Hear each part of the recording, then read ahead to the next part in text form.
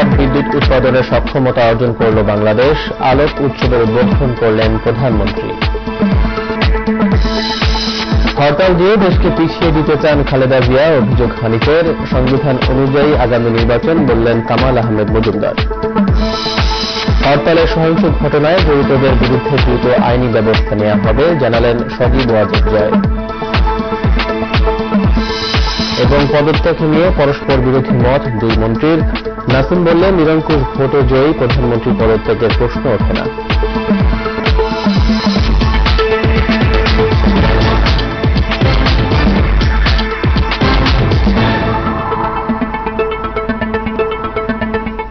আসসালামু আলাইকুম, সবাইকে শুভেচ্ছা জানিয়ে শুরু করছি মোহনা সংবাদ। শুনছিলেন শিরোনাম, আপনাদের সঙ্গে আছি আব্দুল্লাহ আল আরিফিন। 10,000 মেগাওয়াট বিদ্যুৎ উৎপাদনের সক্ষমতা অর্জন করল বাংলাদেশ। এই উপলক্ষে মঙ্গলবার সন্ধ্যায় বঙ্গবন্ধু আন্তর্জাতিক সম্মেলন কেন্দ্রে বিদ্যুৎ বিভাগ আয়োজিত আলোক উৎসব উদ্বোধন করেন প্রধানমন্ত্রী শেখ হাসিনা। এ সময় তিনি জানান, তার সরকার লক্ষ্যমাত্রার চেয়ে বেশি বিদ্যুৎ উৎপাদন করতে সক্ষম হয়েছে। আরো জানাচ্ছেন মুশফিকুর রহমান। মাত্র 4,942 মেগাওয়াটের বিদ্যুৎ উৎপাদনের সক্ষমতা নিয়ে দায়িত্ব গ্রহণ করে বর্তমান মহাজোট সরকার। 5 বছরের মাথায় এখন বিদ্যুৎ উৎপাদনের পরিমাণ দাঁড়ালো 10,000 মেগাওয়াটে। সাফল্যের এই মাইলফলক অর্জনে জাতীয় বিদ্যুৎ সপ্তাহে আয়োজন করা হলো আলোক উৎসবের। এর উদ্বোধন করে প্রধানমন্ত্রী শেখ হাসিনা বলেন, বিদ্যুৎ খাতে জনগণের কাছে দেয়া আওয়ামী লীগের নির্বাচনী প্রতিশ্রুতি পূরণে এটি মাইলফলক। বাংলা হিসেবে গড়ে তোলার পথে আমরা অগ্রযাত্রা শুরু করেছি, আলোর পথে যাত্রা আমরা শুরু করেছি। কাজে আজকের দিনে সেজন্য বিশেষভাবে আমাদের জন্য স্মরণীয়। অনেক সমালোচনার পরও বর্তমান সরকার দেশকে এগিয়ে নিয়ে যাচ্ছে বলে দাবি করেন প্রধানমন্ত্রী। অনেক সমালোচনা, অনেক বিরূপ কথা, অনেক কিছু আমাদের শুনতে হয়েছে। আমরা ধৈর্য হারাইনি, লক্ষ্য স্থির রেখে আমরা আমাদের কাজ করে গেছি এবং কাজ করলে যে ফল পাওয়া যায় আজকের দিনে সেটাই প্রমাণিত। আমরা 10,000 মেগাওয়াট উৎপাদন আমরা অতিক্রম করেছি। আগামী ডিসেম্বর মাসে আমাদের বিজয়ের মাস, সেই সময় আমাদের উৎপাদন হবে 10,979 মেগাওয়াট। দেশপ্রেমে উদ্বুদ্ধ হয়ে আমরা রাষ্ট্র পরিচালনা করেছি, সুশাসন প্রতিষ্ঠা করেছি বলেই আজকের দিনে এই অর্জন আমরা করতে পেরেছি। আলোক উৎসবে রাজধানীর হাতিরঝিলে ছিল আতশবাজি ও লেজার শোর আয়োজন। ভিডিও কনফারেন্সের প্রধানমন্ত্রীর বক্তব্যের পর সেখানে রঙিন আলোর বিচ্ছুরণে বর্ণিল হয়ে ওঠে রাতের আকাশ।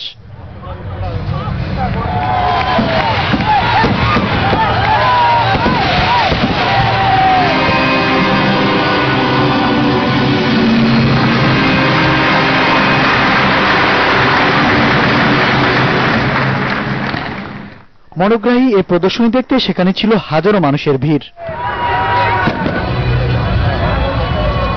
মুশফিকুর রহমান, মোহনা সংবাদ, ঢাকা। এদিকে মঙ্গলবার বিকেলে গোপালগঞ্জের কোটালীপাড়ায় আওয়ামী লীগ আয়োজিত জনসভায় প্রধানমন্ত্রী বলেছেন, কারচুপির সুযোগ নেই বুঝতে পেরেই নির্বাচনে আসতে চায় না বিরোধী দল। এ সময় হরতালে মানুষ হত্যার দায় বিরোধী দলীয় নেতাকে নিতে হবে বলেও মন্তব্য করেন তিনি। আগামী নির্বাচনে আবারও নৌকায় ভোট দিতে দেশবাসীর প্রতি আহ্বান জানান শেখ হাসিনা। আমরা স্কুল তৈরি করে দিচ্ছি।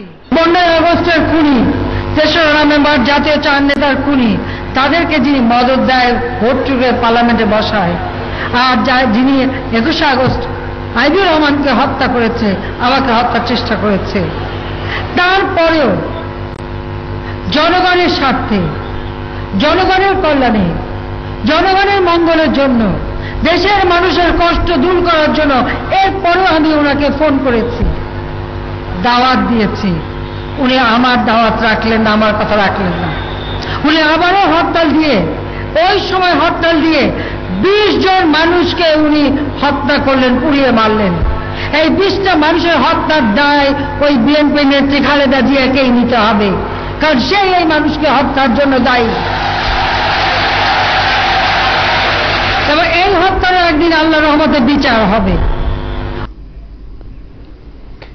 এর আগে মঙ্গলবার দুপুরে মাদারীপুরের শিবচরে আরো কয়েকটি প্রকল্পের সঙ্গে পদ্মা সেতুর অ্যাপ্রোচ সড়কের উদ্বোধন করেন প্রধানমন্ত্রী শেখ হাসিনা। সেখানে এক সুধী সমাবেশে তিনি জানান, চলতি অর্থ বছরেই সেতুর মূল কাজ শুরু হবে। এজন্য এরই মধ্যে 5,000 কোটি টাকা বরাদ্দ দেওয়া হয়েছে বলে জানান তিনি। এ সময় শিবচরে আন্তর্জাতিক মানের বিমানবন্দর স্থাপনেরও ঘোষণা দেন প্রধানমন্ত্রী।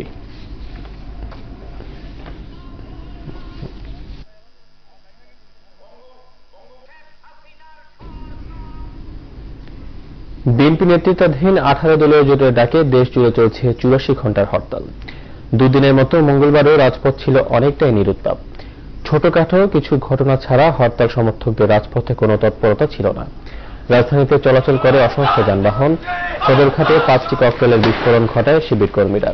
এই সময় তাদের আটক করে গণধোলাই দিয়ে পুলিশে সোপর্দ করা হয়। এছাড়া কলতাবাজার এলাকায় একটি ঝটিকা মিছিল থেকে কয়েকটি ককটেলের বিস্ফোরণ ঘটায় হরতালকারীরা। সহিংসতা মোকাবেলায় রাজপথে টহলের পাশাপাশি গুরুত্বপূর্ণ স্থানগুলোতেও মোতায়েন রয়েছে আইনশৃঙ্খলা বাহিনী। টার্মিনালগুলো থেকে দূরপাল্লার কোনো বাস চলাচল না করলেও সময়মতো ছেড়ে যায় ট্রেন।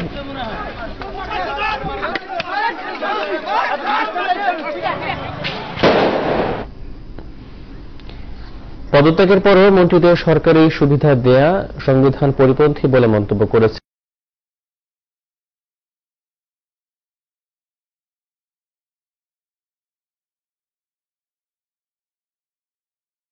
বিএনপির যুগ্ম মহাসচিব রুহুল কবির রিজভী আহমেদ।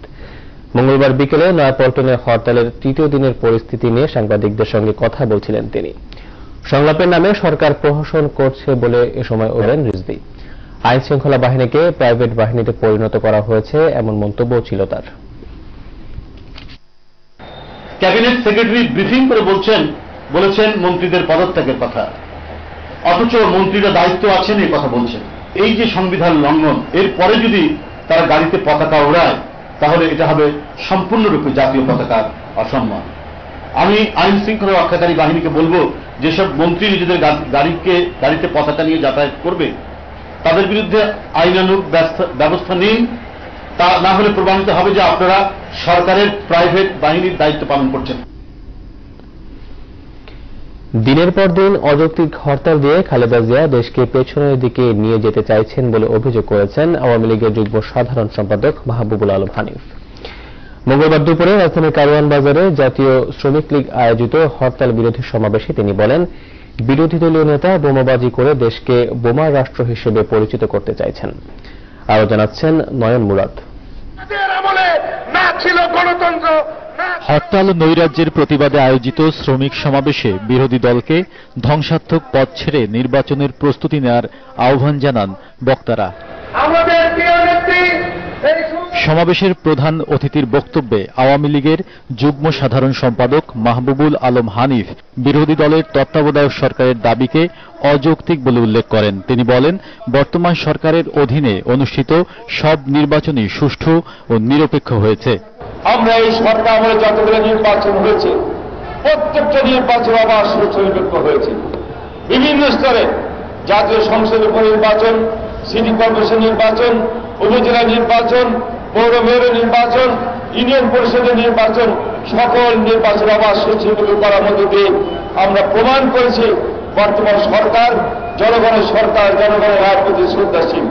বর্তমান সরকারের অধীনে সকল নির্বাচন আবার সুনিরপেক্ষ সম্ভব, সেটা আমরা প্রমাণ করেছি। শিগগিরই সর্বদলীয় সরকারের মন্ত্রিসভা ও নির্বাচনের তফসিল ঘোষণা করা হবে জানিয়ে হানিফ বলেন, জ্বালাও পোড়াও করে ও আগুনে পুড়িয়ে মানুষ হত্যা করে আওয়ামী লীগের কাছ থেকে কোনো দাবি আদায় করতে পারবে না বিরোধী দল। আজকে বাংলাদেশকে একটি বোমাবাজির দেশ, বাংলাদেশকে জ্বালাও পোড়ার দেশে পরিণত করার চেষ্টা করেছেন এই বেগম খালেদা জিয়া। নির্বাচনে আবেশ শুরু হয়ে গেছে। আপনাকে আমরা অনুরোধ করব, আপনিও নির্বাচনে আসুন। হয়তো টাল বাহানা করে নির্বাচনের পরিবেশ সৃষ্টি নষ্ট না করে, বোমাবাজি করে, আগুন দিয়ে জ্বালিয়ে পড়ে আপনি নির্বাচন বন্ধ করতে পারবেন না। 84 ঘণ্টার অযৌক্তিক এই হরতাল দেশের মানুষ প্রত্যাখ্যান করেছে বলেও দাবি করেন মাহবুবুল আলম হানিফ। নয়ন মুরাদ, মোহনা সংবাদ, ঢাকা।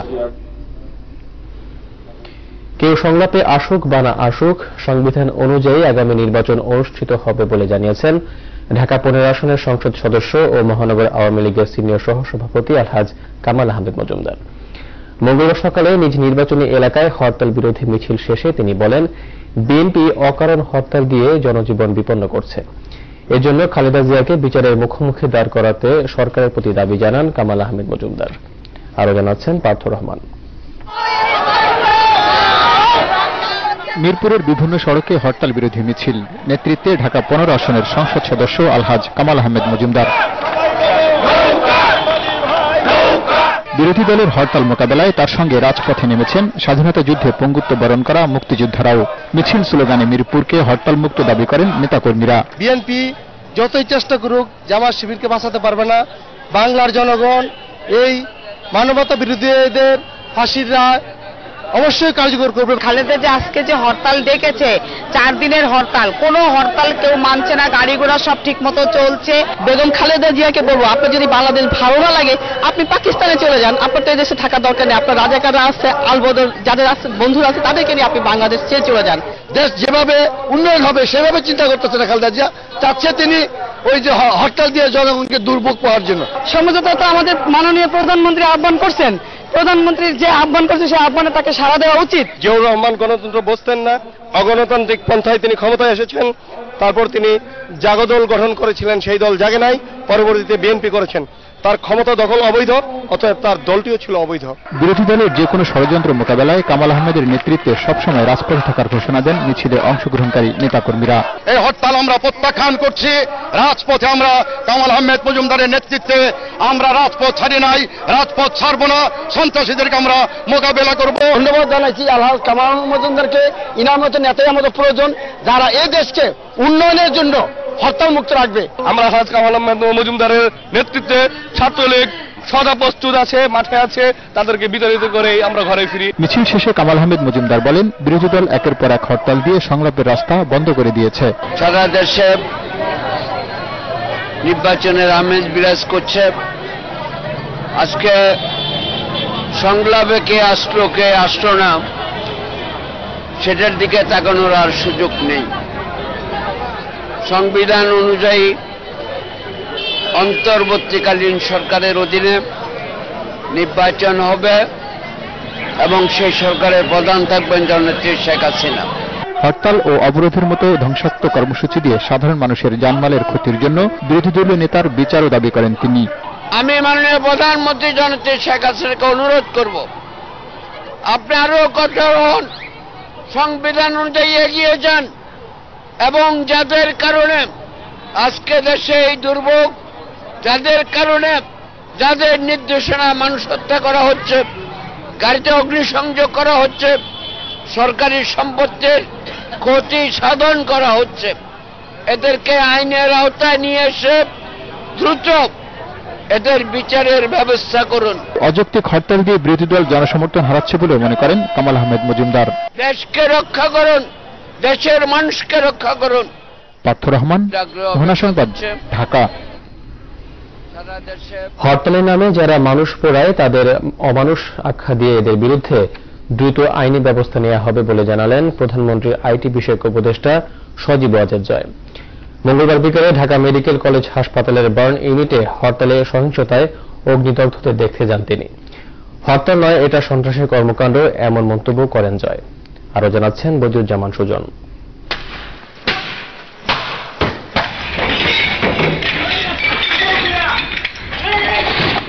ভেতরে কেউ আছে কি নেই সেদিকে নজর নেই কারোরই। হরতালে আতঙ্ক তৈরির জন্য গাড়িতে আগুন দেওয়াই যেন এখন রীতি হয়ে গেছে।